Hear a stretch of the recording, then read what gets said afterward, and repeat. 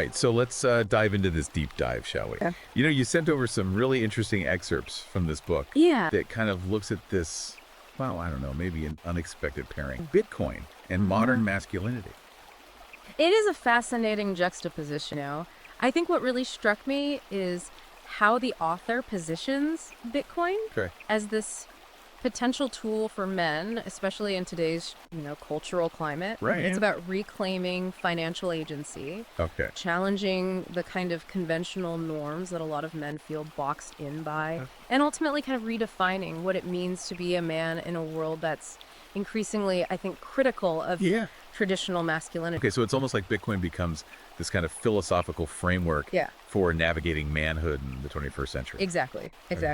The book delves into this idea of like a new masculine frontier. Okay. And this is where Bitcoin can be leveraged. Gotcha. With its decentralized nature. It's about kind of breaking free from those traditional systems that a lot of men are feeling are at odds with their values and aspirations. So let's unpack that a little bit. Sure. This whole masculinity and wealth connection.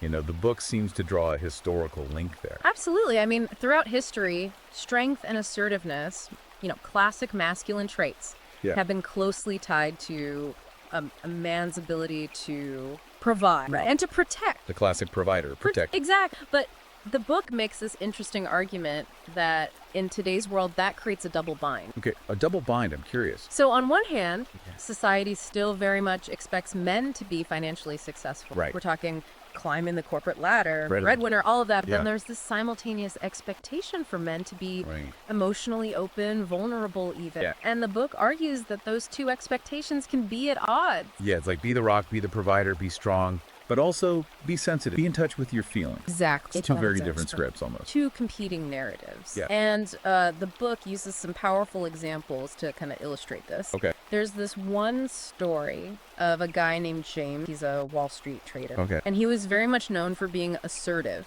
a real leader. Yeah. But when he started to open up about, the pressures he was facing at work, he was perceived as weak, Wow. His career actually took a hit. That's crazy. It's interesting, right? Yeah, so how does Bitcoin fit into all this? So the book argues that with its decentralized nature, Bitcoin offers men a way to break free from this double bind, right? So it's less about conforming to those institutions and more about forging your own path. Exactly. It's about forging your own path to financial success and defining success on your own terms. It's not just about the money. Right. It's about the autonomy and control that comes with it. It's about that self-determination, that self-reliance. Yeah. The book even uses an example that a lot of people might find relatable. Chase Bank shutting down Oh, right. the accounts of several adult film stars. Yeah. It really illustrates how traditional financial institutions can exert their power in ways that a lot of people see as arbitrary or even punitive, Right. And that really ties into this whole concept of Right, the self-sovereignty thing. exactly self-sovereignty. It's Right. about personal responsibility. It's about having control over your life. Yeah.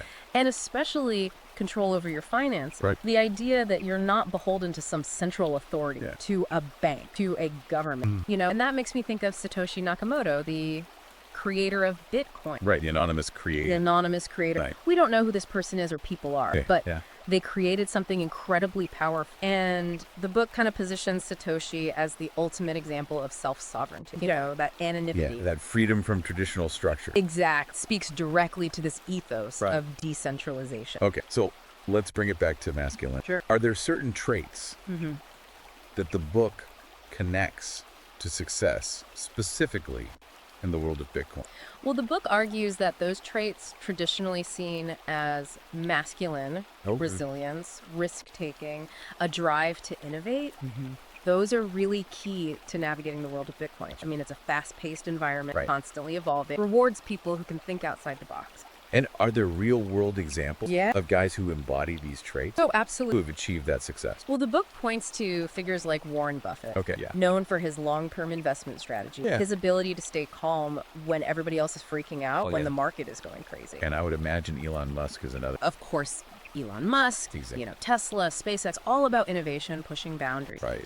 And the book argues that these men, they've kind of defied conventional wisdom and achieved these really incredible things, and that their mindset is what sets them apart. Right. A mindset that really aligns, I think, with these core masculine values of courage and resilience that drive to build something new. It's really interesting to see how the book kind of weaves these different threads together. Yeah.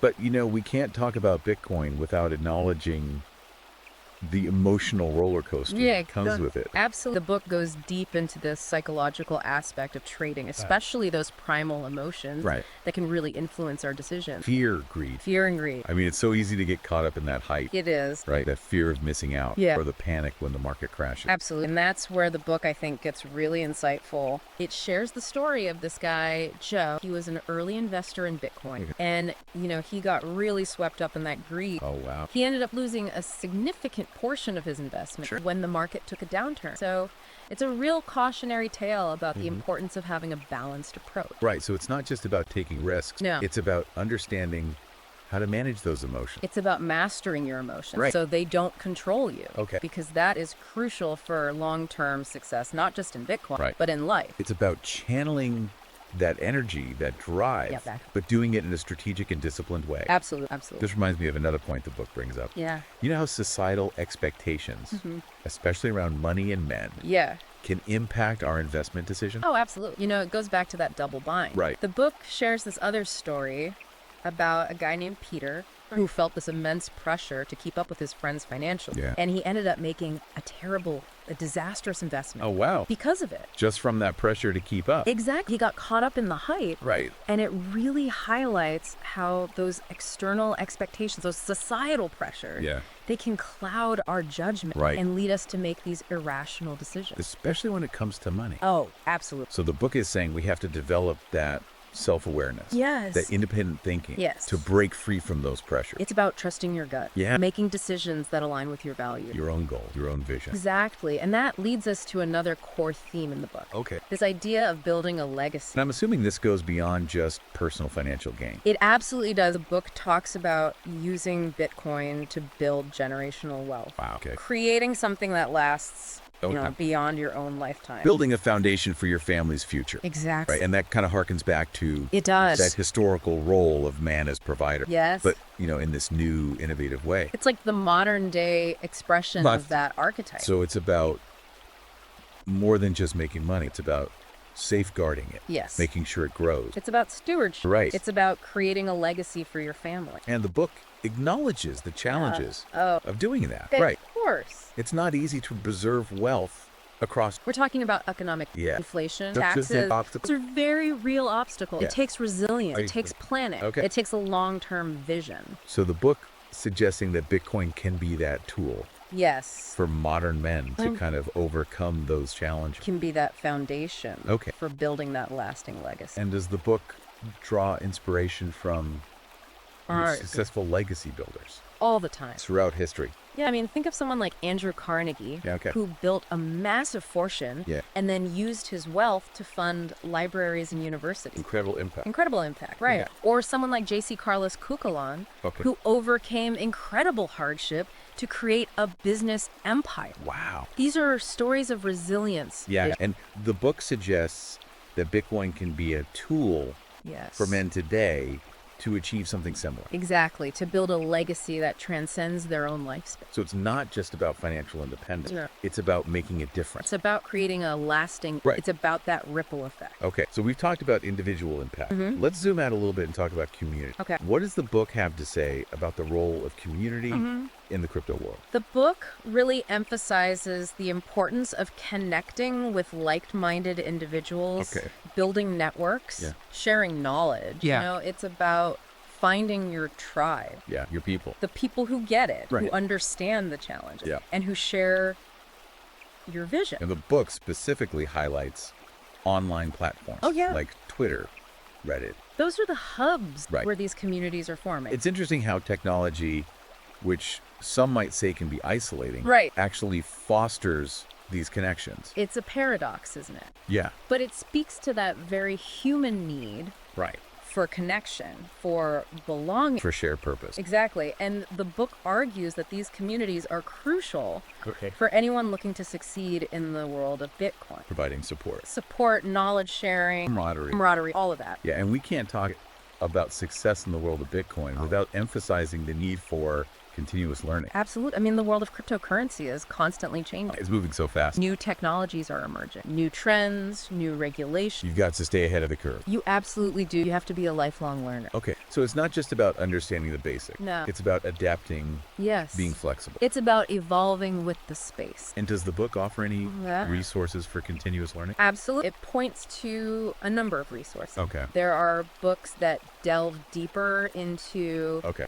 the more technical aspects of blockchain. Okay. Things like Mastering Blockchain Got to it. Imran Bashir. Okay. And then there are resources for those looking to improve their communication skills, Right. which are essential in this space. Yeah, you've got to be able to connect with people. Exactly. And the book recommends The Truth About the New Rules of Business Writing. Okay. It's all about becoming well-rounded, Right. equipping yourself with the tools Mm-hmm. to thrive in this really complex world. This has been a really interesting dive so far. We've covered a lot of ground. Yeah. From this whole connection between masculinity and wealth to the importance of building community Yeah. and embracing continuous learning. It's a lot to unpack. Yeah. But there's one more piece I want to dig into. Okay. The psychology of market behavior. Right. And how that impacts our financial decisions. Interesting. Let's do it. Let's dive in. All right. It's amazing how much our emotions can really drive our choices, especially when it comes to money. Yeah. It's like our rational brain goes out the window sometimes. It really does. The book really dives into this, especially the forces of fear and greed. Right? I mean, those are powerful emotions. They are. It's easy to see how they could lead to some, well, let's say not so smart decisions. Oh, yeah. Especially in a market as unpredictable as crypto. Right. And the book talks about the fear of missing out. Oh, FOMO. Right. Yeah. That feeling that everybody else is getting rich. You're being left behind Exact. And that can push people to make impulsive investments, without really thinking it through. without doing